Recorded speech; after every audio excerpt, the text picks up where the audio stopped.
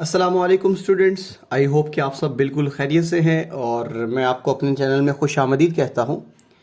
Exercise 1.3 के last videos में हम क्वेश्चन नंबर 5 तक सॉल्व कर चुके हैं। इस वीडियो में हम एक्सरसाइज 1.3 का क्वेश्चन नंबर 6 और क्वेश्चन नंबर 7 सिंप्लीफाई करेंगे। तो चलते हैं जी, क्वेश्चन नंबर 6 की स्टेटमेंट आपके सामने पढ़ते हैं और इसको समझते हैं कि क्वेश्चन में क्या कहा गया। The sum of the ages of father and son, बाप और बेटे की जो एजेस हैं, उम्रें हैं, मतलब बाप की उम्र और बेटे की उम्र को जब हम जमा करते हैं, सम का मतलब होता है ऐड करना या फिर जमा करना, ठीक है। अब यहां पे देखिएगा, आपने बाप और बेटे की एज को जब ऐड करना है तो वो जो टोटल आपके पास ईयर्स बनेंगे वो 72 है। दोबारा देख लेते हैं। The sum of the ages of the father and son is 72 years. Second condition में ये कहता है कि 6 ईयर्स अगो, 6 साल पहले, the father's age was 2 times the age of the son. मतलब 6 साल पहले बाप की जो उम्र है वो बेटे की उम्र का दुगना थी, मतलब डबल थी उसका। फर्ज कर लें बाप की उम्र अगर 50 साल है तो बेटे की उम्र कितनी होगी? 25 साल। यानी बाप की जो उम्र है वो 6 साल पहले बेटे की उम्र से डबल थी। So what was son's age 6 years ago. तो आपसे ये रिक्वायर है कि 6 साल पहले बेटे की उम्र क्या थी, आपने ये बताना है। आई होप क्वेश्चन आपको समझ में आ गया कि the sum of the ages of father and son is 72। पहली कंडीशन तो ये है कि हमें बाप और बेटे की उम्र को ऐड करना है, तो जो उसका रिजल्ट आएगा वो 72 आएगा। और दूसरी कंडीशन ये है कि 6 साल पहले बाप और बेटे की जो उम्र में कंपैरिजन है वो ये था कि बाप की जो उम्र है वो 2 टाइम्स एज ऑफ द सन, यानी कि बेटे की उम्र का डबल थी। तो चलें जी, हम फाइंड करने वाले हैं what was the age of son 6 years ago. बेटे की एज क्या थी 6 साल पहले। चलते हैं जी, क्वेश्चन को सिंप्लीफाई करते हैं। अब वीडियो के एंड तक जरूर देखिएगा ताकि इसमें जो भी प्रॉब्लम्स हैं वो आपकी क्लियर हो सके। स्टूडेंट्स, क्वेश्चन की स्टेटमेंट आपको समझ में आ गई है। The sum of the ages of father and son is 72। Then हमें क्या काम करना है, बेटे की एज फाइंड करनी है 6 ईयर्स अगो। तो चलते हैं जी, इसके सॉल्यूशन में हमें सबसे पहले लेट करनी पड़ेगी कि बाप और बेटे की एज क्या है। सो लेट कर लेते हैं कि जो बेटे की एज है वो x है। लेट एज ऑफ सन, जो बेटे की एज है वो x के इक्वल है, एंड एज ऑफ फादर, बाप की एज को हम y के इक्वल लेट कर लेते हैं। तो स्टूडेंट्स, जो एज ऑफ सन है वो x के इक्वल है और एज ऑफ फादर जो है वो y के इक्वल है। अकॉर्डिंग टू फर्स्ट कंडीशन, पहली कंडीशन ये है कि sum of the ages of father and son, बाप और बेटे की जो एज का सम है वो 72 ईयर्स के बराबर आता है। तो हम यहां पे लिखेंगे according to the given statement. According to question, the sum of the age of son and father is 72 years. तो इस वक्त मैं 72 के साथ ईयर्स नहीं लिख रहा, तो सिंपली मेरे पास जो इक्वेशन बन जाएगी वो x plus y is equal to 72। ठीक है, आप ईयर्स लिख लें, उससे भी कोई फ़र्क नहीं पड़ेगा। एट द एंड हम इसके आंसर के साथ ईयर्स मेंशन कर देंगे। सो इसको मैं स्टेटमेंट नंबर या इक्वेशन नंबर 1 का नाम दे रहा हूँ। कंडीशन नंबर 1 के मुताबिक ये था कि बाप और बेटे की जो एज है उसको जमा करने से जो ईयर्स बनते हैं वो 72 हैं। अब सेकेंड कंडीशन के मुताबिक ये कहा गया था कि 6 ईयर्स अगो, 6 साल पहले बाप और बेटे की जो एज में रिलेशन था वो इस तरह से था कि father's age is 2 times the age of son. Students, according to question, 6 years ago, 6 years ago, 6 साल पहले एज ऑफ सन, बेटे की जो एज थी वो x माइनस 6 ईयर्स होगी डेफिनेटली, क्योंकि हमने जो बेटे की एज लेट की है वो आपके सामने कुछ इस तरह से है x। जो एज ऑफ सन है वो x के इक्वल है। इस वक्त उसकी एज x है, लेकिन 6 साल पहले जो उसकी एज होगी वो x माइनस 6 होगी। इसी तरह एज ऑफ फादर क्या है y। 6 ईयर्स अगो बाप की एज क्या होगी, y-6 सॉरी। तो अब हम यहां पे लिखेंगे age of father, age of father.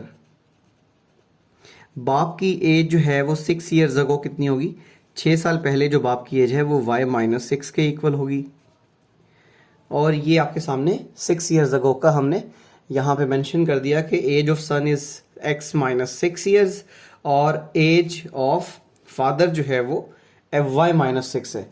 अब जो क्वेश्चन के मुताबिक हमें रिलेशन कहा गया वो ये था कि जो बाप की एज है y-6 वो डबल है किससे, बेटे से, तो 2 मल्टीप्लाई बाई x-6 आ जाएगा। तो स्टूडेंट्स ये इक्वेशन बहुत इंपॉर्टेंट है। आप ये देखें, फर्ज कर लें कि बाप की एज अगर 50 साल है, फॉर एग्जांपल ये फादर की एज है, तो बेटे की एज इस वक्त क्या होगी, हाफ होगी, तो इसको हम 25 लिखते हैं। लेकिन दरमियान में इक्वेलिटी ये शो करती है अगर हम बेटे की एज को डबल करें तो वो बाप की एज बनती है, ठीक है। तो ये था हमारे पास 2 times the age of son is equal to age of father. तो स्टूडेंट्स अब हमने क्या काम कर देना है, 2 को x से मल्टीप्लाई करना है तो ये 2x आ जाएगा। फिर हमने 2 को -6 से मल्टीप्लाई करना है तो ये -12 हो जाएगा। और राइट हैंड साइड पे y-6 एज इट इज। अब आपने क्या काम करना है, इस 12 को राइट साइड पे शिफ्ट कर देना है और y को लेफ्ट हैंड साइड पे ले आना है। तो 2x minus y is equal to 12-6। दोबारा सुन लें, इस -12 को जब हम राइट साइड पे शिफ्ट करेंगे तो ये पॉजिटिव हो जाएगा और y को जब लेफ्ट में लेके आएंगे तो y नेगेटिव हो जाएगा। और इस तरह हमें 2x minus y is equal to 6 जो है ये सेकेंड इक्वेशन मिल जाएगी। स्टूडेंट्स यहाँ पे हमारे पास 2 इक्वेशंस बन चुकी हैं। एक हमने इक्वेशन नंबर 1 के नाम से मेंशन की है और ये दूसरे नंबर पे हमारे पास इक्वेशन जो बनी है वो 2x minus y is equal to 6 बनी है। इससे पहले जो हमने इक्वेशन बनाई थी वो मैं आपके सामने यहाँ पे अभी शो कर रहा हूँ। ये है जी इक्वेशन नंबर 1 जो कि हम पहले बना चुके हैं। इसमें है जी x plus y is equal to 72। अब हमने काम ये करना है, इस इक्वेशन नंबर 1 को और इक्वेशन नंबर 2 को ऐड कर देना है। So by adding equation number 1 and equation number 2, by adding equation number 1 and equation number 2। तो स्टूडेंट्स आप जब इक्वेशन नंबर 1 और 2 को ऐड करेंगे, इक्वेशन नंबर 1 ये है x plus y is equal to 72 और ये इक्वेशन नंबर 2 आ गई 2x minus y is equal to 6। जब हम इन दोनों को ऐड करेंगे तो x plus 2x is equal to 3x हो जाएगा और ये y से कैंसिल हो जाएगा क्योंकि एक y पॉजिटिव है और दूसरा नेगेटिव है। तो इनकी मैग्नीट्यूड सेम है, साइन ऑपोजिट होने की वजह से ये कैंसिल हो जाएंगे। और राइट साइड पे 72 है, 72 में 6 ऐड करेंगे तो 78 आ जाएगा। तो स्टूडेंट्स अब हमने नेक्स्ट क्या काम करना है, dividing by 3 on both sides, क्योंकि मुझे x की वैल्यू फाइंड करनी है। Dividing by 3 on both sides, आपने दोनों तरफ जब 3 से डिवाइड कर देना है तो 3x डिवाइडेड बाय 3 और राइट साइड पे 78 डिवाइडेड बाय 3, ये 3 से कैंसिल हो जाएगा और अब आपके पास यहाँ पे x बच जाएगा। राइट साइड में देखिएगा 78 पड़ा हुआ है, 78 को मैं अंदर रखूंगा और 3 से डिवाइड करूंगा। 3 मल्टीप्लाई बाय 2 6 होता है, 7 में से 6 निकालने से 1 और ऊपर से आपके सामने 8 आ जाएगा। 3 मल्टीप्लाई बाय 6 18 हो जाएगा। तो स्टूडेंट्स जब आप इसको डिवाइड करेंगे 78 डिवाइडेड बाय 3 को, तो ये आपके सामने रिजल्ट आएगा 26। तो इसका मतलब ये हुआ x इज इक्वल टू क्या आ गया, 26 ईयर्स आ गया। अब जरा गौर किया जाए तो हमारे पास x क्या था, हम शुरू में मेंशन कर चुके हैं कि एज ऑफ सन, बेटे की जो एज है वो x के इक्वल है और इस वक्त वो कितनी है, 26 ईयर्स। लेकिन सवाल में ये कहा गया कि find the age of son after before 6 years, 6 साल पहले की जो उसकी एज है वो हमें बतानी है। स्टूडेंट्स 6 ईयर्स अगो 6 साल पहले जो एज ऑफ सन थी वो हमारे पास x माइनस 6 ईयर्स थी, x माइनस 6 ईयर्स। तो x की जगह पे हम 26 रिप्लेस करेंगे, ये -6 एज इट इज आ जाएगा। तो यहाँ पे 26 में से जब 6 माइनस करेंगे तो 20, तो यहाँ पे रिजल्ट ये आ रहा है कि आपके सामने जो एज ऑफ सन है ना 6 ईयर्स अगो, 6 साल पहले जो बेटे की एज थी वो 20 ईयर्स थी। आई होप ये क्वेश्चन आपको समझ में आ गया। इस क्वेश्चन में जो प्रॉब्लम्स थी आपकी वो भी क्लियर हो चुकी हैं। बस मेन बात ये है कि इसमें आपने इक्वेशन कैसे बनानी है। तो उम्मीद करता हूँ कि चीज़ें आपको समझ में आ रही हैं। आप इन वीडियोस लेक्चर्स को अपने दोस्तों तक ज़रूर शेयर करें, और अगर आपको ये वीडियोस अच्छी लगती हैं तो आप इनको लाइक भी कर दिया करें। और जितने भी स्टूडेंट्स हमारे चैनल पर नए हैं वो चैनल को ज़रूर सब्सक्राइब कर लें, ताकि न्यू वीडियो की जो नोटिफिकेशन है वो आप तक ईजिली पहुँच जाया करे। आइए चलते हैं, हम इसके क्वेश्चन नंबर 7 को सिंप्लीफाई करते हैं। स्टूडेंट्स, क्वेश्चन नंबर जो 7 है उसकी स्टेटमेंट आपके सामने है कि Mirha boat a toy. Mirha ने एक खिलौना खरीदा फॉर ₹1500। उसने 1500 रुपये में एक खिलौने को खरीदा। एंड सोल्ड फॉर ₹1520, और 1520 रुपये का उसने बेच दिया। सो what was her profit in percentage. तो स्टूडेंट्स आपने ये बताना है कि उसके प्रॉफिट की परसेंटेज कितनी है। तो सबसे पहले क्वेश्चन जो है वो आपको समझ में आ गया कि मिरहा ने जो टॉय ख़रीदा उसकी जो प्राइस थी वो 1500 थी। फिर उसने उसको 1520 रुपये में 1520 में उसको बेच दिया। सो what was her profit percentage. तो आप ये बताएं कि उसने जितना प्रॉफिट गेन किया उसकी परसेंटेज क्या है। आइए चलते हैं, इस क्वेश्चन को सिंप्लीफाई करते हैं। बहुत आसान सवाल है, ठीक है, प्रॉफिट लॉस के रिगार्डिंग ये क्वेश्चन है। तो चलते हैं, पहले इसकी इक्वेशंस बनाते हैं और उसके बाद इसको सिंप्लीफाई करते हैं। स्टूडेंट्स, क्वेश्चन नंबर 7 की स्टेटमेंट आप समझ चुके हैं कि मिरहा ने एक खिलौना खरीदा 1500 रुपये में और उसको बेच दिया 1520 रुपये में। तो इसकी जो प्रॉफिट की परसेंटेज है वो अभी हम कैलकुलेट करने जा रहे हैं। तो स्टूडेंट्स, इसके सॉल्यूशन में सबसे पहले हमने लिखनी है कि जो कॉस्ट प्राइस है ना टॉय की, कॉस्ट प्राइस को हम CP से भी रिप्रेजेंट करते हैं। सो कॉस्ट प्राइस इस वक्त कितनी है जी, ₹1500, ठीक है।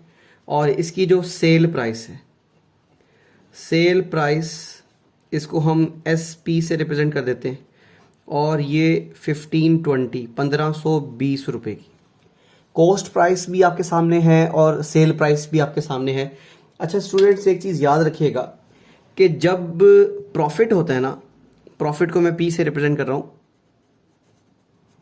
प्रॉफिट तब होता है जब सेल प्राइस जो है वो ग्रेटर देन होती है कॉस्ट प्राइस से, तब प्रॉफिट होता है। और लॉस तब होता है जब सेल प्राइस जो है वो लेस देन क्या होती है, कॉस्ट प्राइस के। तो ये चीज़ें आप लोगों ने याद रखनी है। इस वक्त जो हमारे पास रिलेशन बन रहा है, ऊपर वाला बन रहा है, इसमें सेल प्राइस ज़्यादा है, कॉस्ट प्राइस कम है, तो डेफिनेटली यहाँ पे प्रॉफिट होगा। तो स्टूडेंट्स, हमने पहले प्रॉफिट फाइंड करना है। तो फॉर्मूला याद रखिएगा,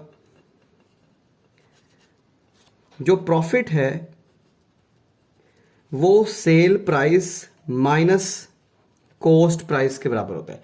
अगर आप सेल प्राइस में से कॉस्ट प्राइस को डिस्कार्ड कर दें, सब्ट्रैक्ट कर दें, माइनस कर दें, निकाल दें, तो ये प्रॉफिट बचता है। सो प्रॉफिट जो है इस वक्त वो ₹1520 माइनस ₹1500। आप 1520 रुपये में से जब 1500 को माइनस करेंगे तो यहाँ पे जो ₹20 है ये इसका प्रॉफिट आ जाएगा। लेकिन हमें प्रॉफिट फाइंड नहीं करना, प्रॉफिट परसेंटेज फाइंड करनी है। तो स्टूडेंट्स, प्रॉफिट परसेंटेज को फाइंड करने के लिए हमारे सामने फॉर्मूला है कि profit percentage is equal to, सबसे पहले हम ऊपर प्रॉफिट लिखेंगे, divided by cost price multiply by 100%। ये फॉर्मूला आप लोगों ने याद रखना है कि जो प्रॉफिट परसेंटेज है ना वो प्रॉफिट डिवाइडेड बाय जितना आपने प्रॉफिट गेन किया डिवाइडेड बाय उसकी cost price multiply by 100%। So now substituting the values, आप इसमें जब वैल्यूज पुट करेंगे तो जो प्रॉफिट की परसेंटेज आएगी वो स्टूडेंट्स ऊपर न्यूमरेटर में 20 आ जाएगा और डिनोमिनेटर में 1500 आ जाएगा और यहाँ पे 100% आ जाएगा। अब आपने क्या काम करना है, इन दो जीरोस को 100 के जीरोस के साथ काट देना है और उसके बाद ये बनेगा 20 डिवाइडेड बाय 15%। अब आपने क्या काम करना है, लॉन्ग डिवीजन मेथड करनी है। ठीक है, आपको लॉन्ग डिवीजन मेथड आती है, आप प्राइमरी क्लासेस से लॉन्ग डिवीजन करते आ रहे हैं। तो यहाँ पे आप क्या काम करने वाले हो, कैलकुलेटर भी यूज़ कर सकते हो। ठीक है, अगर आपको कैलकुलेटर यहाँ पे पास नहीं है तो आप 20 को रखें अंदर और 15 से करें डिवाइड। 15 1 ज़र 15, तो 20 में से 15 निकालने पे क्या आएगा 5।